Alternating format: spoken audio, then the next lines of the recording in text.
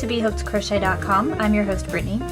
Today I'm going to be demonstrating how to crochet the Bullion Stitch flower. So it's a free pattern that's available at BHookedCrochet.com. You can get the link to that pattern in the description below.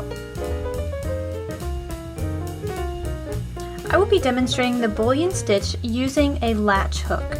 So to follow along with this tutorial, you'll need a latch hook. We'll also be using a size 5.5mm crochet hook and any worsted weight yarn. To begin our Bullion Stitch flower, we're going to start off with a magic ring.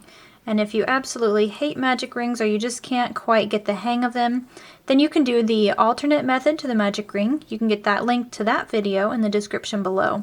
Or you can just make a circle however you're most comfortable with, and we need to have 6 single crochets. So if you want to follow along with me, the way I make my magic ring is just wrap the yarn 2 times around my 2 fingers, just like that, coming towards me. And then I'll just hold on to the working strand with my 2 fingers back here. And then I'll just place the hook underneath both of those strands and then just hook that back strand and pull it forward. Then we can use the working yarn to lock it into place by simply just creating a chain. Then we'll chain 1 because we're working in single crochets. Now you can just grab a hold of the magic ring with those 2 fingers there, and then now we're ready to work our 6 single crochets in the center of this magic ring. Now I do have a slower tutorial for the magic ring, and I'll also provide that link below this video. That way if you're having a little bit of difficulty, then you can have a slower tutorial to practice along before you start this project.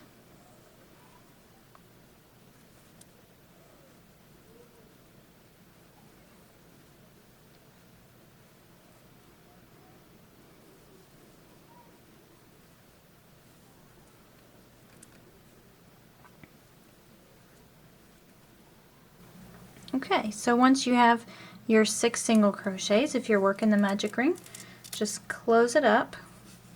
And what we want to do is join with a slip stitch to the first single crochet that we made.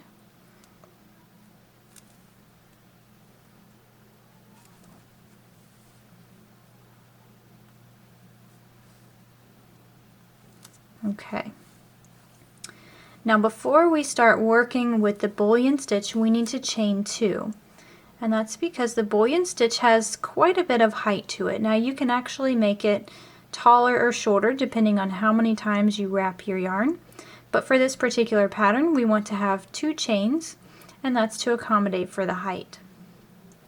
So traditionally speaking, when you work a Bullion Stitch, you would use your regular crochet hook and you would wrap the yarn a certain number of times. For this pattern, it's going to be 8. However, that number can vary anywhere between like 7 all the way up to like 13 or 14 wraps, depending on how tall you want it to be. So we'll go ahead and wrap 8 times. Okay, so I'm just quickly demonstrating just how you would do the Bullion Stitch with the crochet hook, so you can kind of understand why I'm using this latch hook and why it makes it easier. So with all of these wraps, then on your hook you would go into your first stitch, wrap the yarn, pull it through, then wrap the yarn, and now you need to pull that through all of the loops on your hook. So these first 2 come off super easy, just like we're used to. But then you're like, okay, how in the world am I supposed to get this loop through all of these? And so some people will tell you to walk it through one at a time. So you maybe grab this one, walk that through, grab the next one, and the next one. And you know, you just do this over and over. And can you imagine it takes this long to do one stitch? What if you're working an entire project and then you're thinking, oh, these loops are getting really loose and really messy at the bottom? So you've got a Bullion Stitch that looks not very attractive. Doesn't look very good. The tension's all crazy. And so I thought to myself, there has got to be an easier way to do this. So that was kind of a long introduction to why I use the latch hook. Okay, so this is an amazing tool for this particular stitch. It's a little bit tricky to work with, so I'll be completely honest in saying that. When you've got the little latch there, sometimes it gets in the way, sometimes it works properly, and other times it doesn't. So this takes a little getting used to, but watch how much easier it is. I've got this loop on the latch hook, and we're not counting that as one of our wraps. So I'm just going to wrap 8 more times.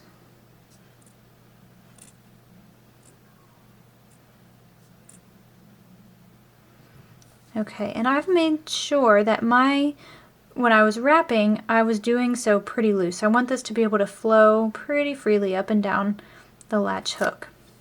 Okay, so looking at our magic ring here, our little circle that we have, we don't want to work our first stitches into the same stitch where we slip stitched.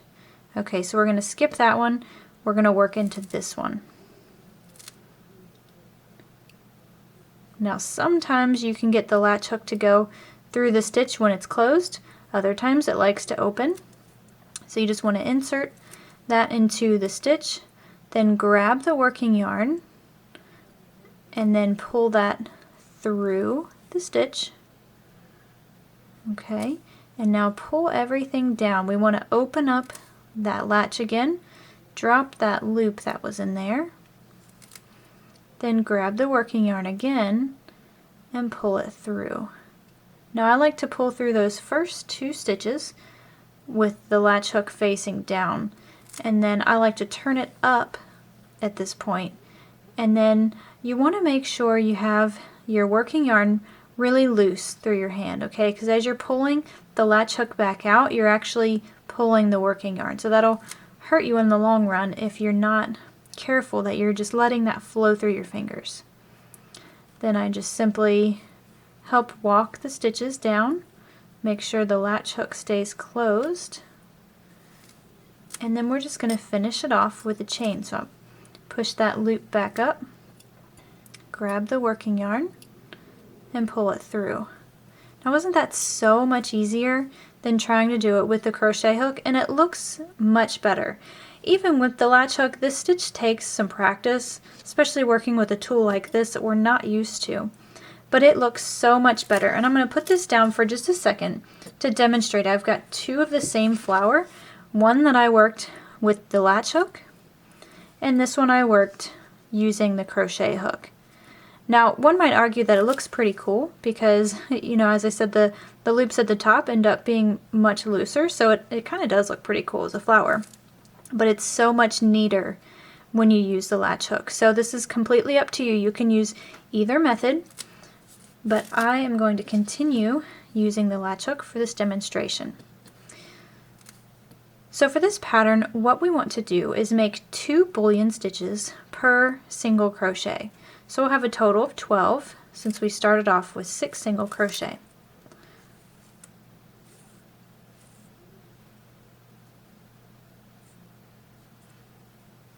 Okay, once we've wrapped, we're going to go into the same stitch.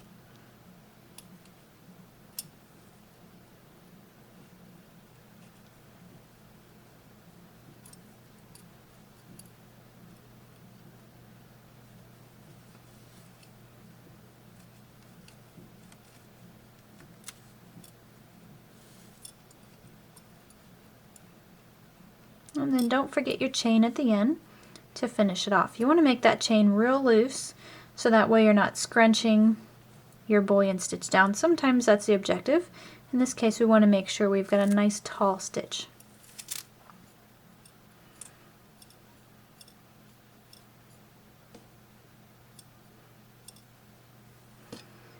Now we're going to go into the next stitch.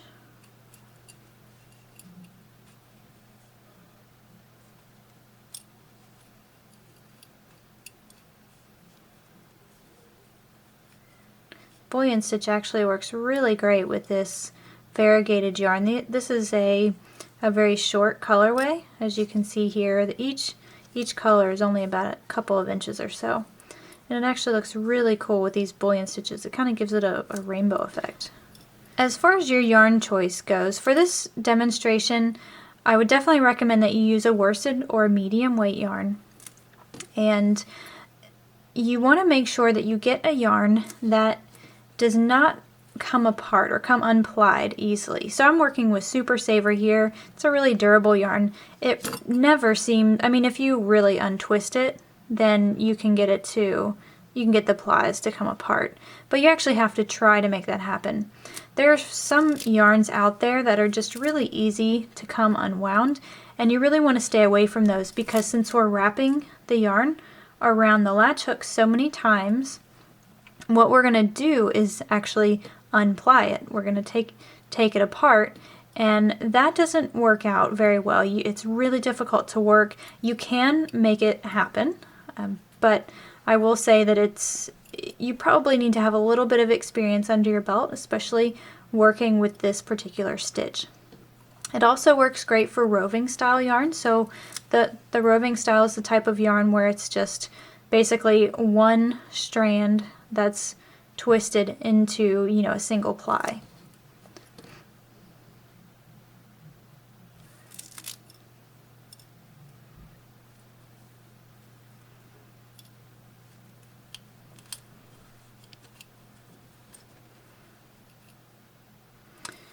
Now one thing you do want to watch, so you just saw how easy that was for me to just, for the latch hook to close in the wrong spot. So that's one thing you want to keep an eye on. If you find that your latch hook is caught on two loops like it is here, you just want to make sure you open that up and walk it back out. So what happened there was I didn't have that loop all the way off the hook.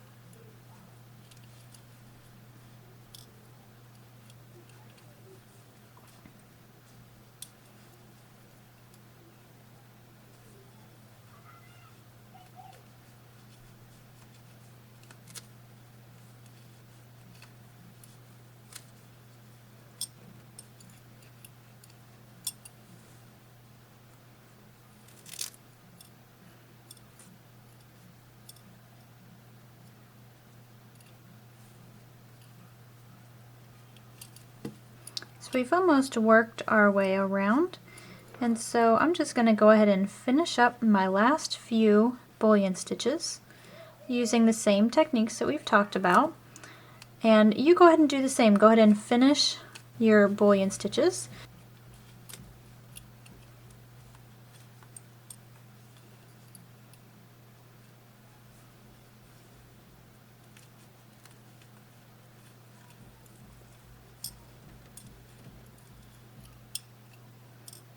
Okay, so once you have finished your last bullion stitch, again you just need to count, make sure that you have 12.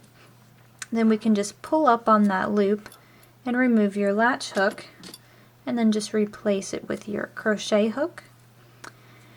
And we need to join with the slip stitch in order to close it off and to finish up. And so I like to slip stitch to the very first bullion stitch because I want to cover up this chain, because it's not really a part of the design, but rather it's just something that was required in order to make that first petal of this flower be straight. So I'm just going to insert my hook into that very first stitch and then just slip stitch that closed. Okay, and so you can still see the chain a little bit, but for the most part it stays pretty well hidden behind those bullion stitches. So from here we can just go ahead and bind off. So just trim yourself a small tail I just pull that tail through the loop on my hook. And all that's left to do is just to weave in our ends. Now if you're sewing this to a project, you may actually want to keep one or both of the ends, and that way you can just use them to directly sew them onto the hat or whatever it is that you're working on. But just for demonstrational purposes, I'll just show you how I weave these in. It's a little bit different with bullion stitches because, as you know, they're kind of strange. They're not something that we normally work with, and so weaving in the end kind of seems like it's a bit of a challenge. So what I'm doing is just working that first tail that we had from the beginning just under the first round of single crochets. Now the real question comes with this second one. Where on earth are we supposed to weave this in? So what I like to do is bring it down through the bullion stitch. So I'm just putting my needle in that entire stitch, and you don't want to pull too tight and make the shape, you know, come in a little bit. So we just want to pull that just tight enough, that way we can reach the middle and then working under these single crochets like we did before. This concludes our demonstration on the bullion stitch flower. Please stay tuned for more free patterns and video tutorials at BHookedCrochet.com.